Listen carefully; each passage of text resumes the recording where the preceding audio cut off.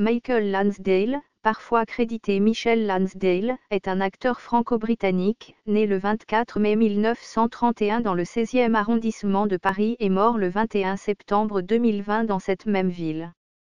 Principalement connu pour ses rôles au théâtre et au cinéma, il a également prêté sa voix à divers projets audiovisuels, comme des dramatiques radiodiffusés ou des livres audio. Biographie. Michael Edward Lansdale Crouch II naît à Paris 3. Il est le fils naturel 4 de Simone Béraud et d'Edward Lonsdale Crook, un militaire de l'armée britannique 5,6. Une de ses grands-mères était irlandaise 7. Il est le neveu par alliance de Marcel Arlan, époux de sa tante Janine Béraud, écrivain et prix Goncourt 1929. Peu après sa naissance, la famille Lansdale déménage vers Jersey 8 puis part pour Londres en 1956. En 1939, ils rejoignent le Maroc où son père est devenu négociant en engrais. Prisonnier des autorités vichistes, il est libéré lors du débarquement des Alliés en Afrique du Nord en novembre 1942. Son fils Michael profite alors à Casablanca des séances de cinéma américain destinées aux troupes 4. Il anime des émissions enfantines sur Radio Maroc dès 1943. Revenu en France, à Cannes 9, en 1946, il rencontre Roger Blin qui lui fait découvrir le théâtre 4. En 1949, Michael et sa mère s'installent à Paris dans un immeuble face aux Invalides, dans l'appartement du grand-père maternel où l'acteur habitera ensuite toute sa vie 10,9. Il suit le cours de théâtre de Tania Balachova 11. Pour gagner un peu d'argent, sa mère donne des cours d'anglais 9. À 22 ans, il demande à être baptisé dans la foi catholique 6.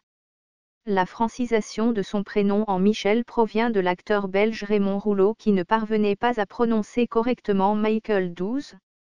C'est grâce aux 2 rôles offerts par François Truffaut dans La mariée était en noir et baiser volé. Dans ce dernier film, une scène est tournée dans son appartement parisien 9, qu'il se fait un nom au cinéma 6.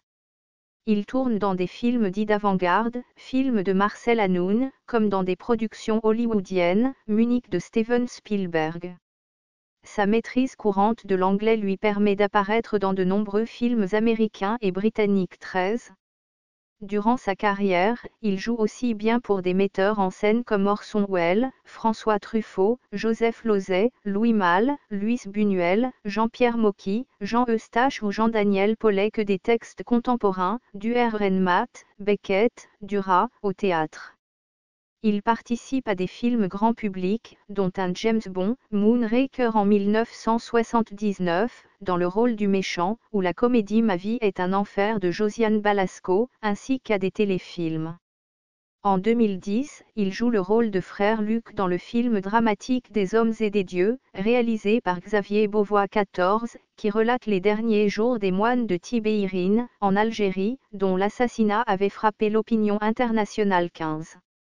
Pour ce rôle, il remporte l'unique César de sa carrière en tant que meilleur second rôle masculin.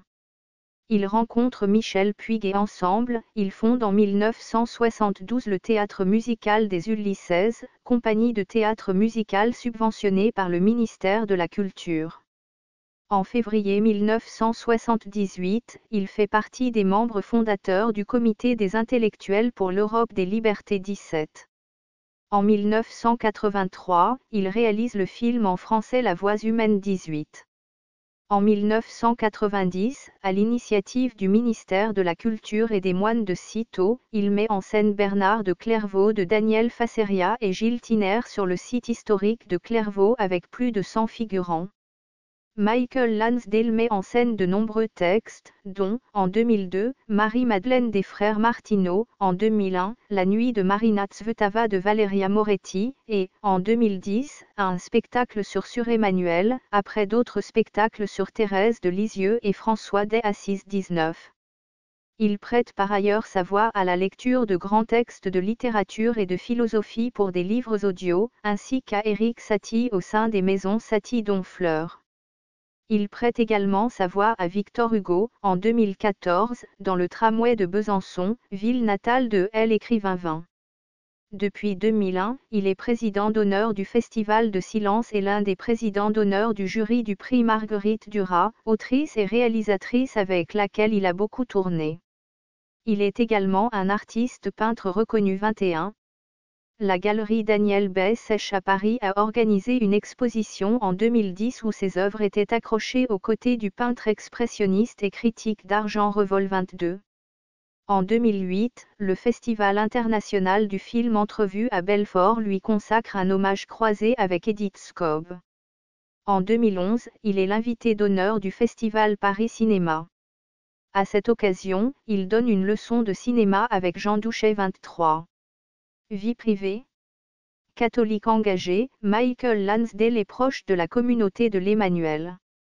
En 1987, à l'invitation de Dominique Rey, alors jeune prêtre, il participe au premier festival Magnificat à Paray-le-Monial avec Philippe Bizot, Catherine Salvia, Jacques Loussier, Michel Picmal, Daniel Fasseria, Cyril Atanasoff, Gucci 24.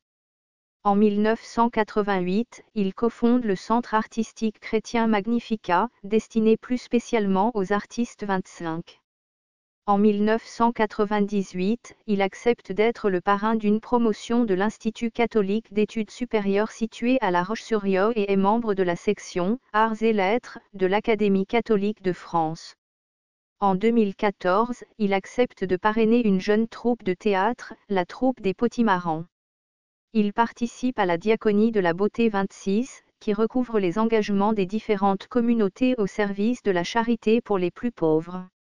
Il préside le Festival Sacré de la Beauté 27 à Cannes. Il est lecteur récurrent pour le projet Psaume dans la ville 28. Michael Lansdale est le demi-frère de Gérald Calderon, 1926 à 2014. À propos de son absence de vie conjugale, il déclare, dans son livre Le dictionnaire de ma vie, paru en 2016, « J'ai vécu un grand chagrin d'amour et ma vie s'en est trouvée très affectée. La personne que j'ai aimée n'était pas libre, je n'ai jamais pu aimer quelqu'un d'autre. C'était elle ou rien et voilà pourquoi, à 85 ans, je suis toujours célibataire. » Elle s'appelait Delphine Seyrig, 9. Mort. Michael Lansdale meurt dans son sommeil le 21 septembre 2020 à son appartement parisien place Vauban, à l'âge de 89 ans 29. La veille, le cardinal Philippe Barbarin lui administre le sacrement des malades 30. Les obsèques sont célébrées à l'église Saint-Roch de Paris le 1er octobre, suivi de l'inhumation dans la plus stricte intimité au cimetière de Montmartre 31, 4e division. Tombe de Michael Lansdale au cimetière de Montmartre.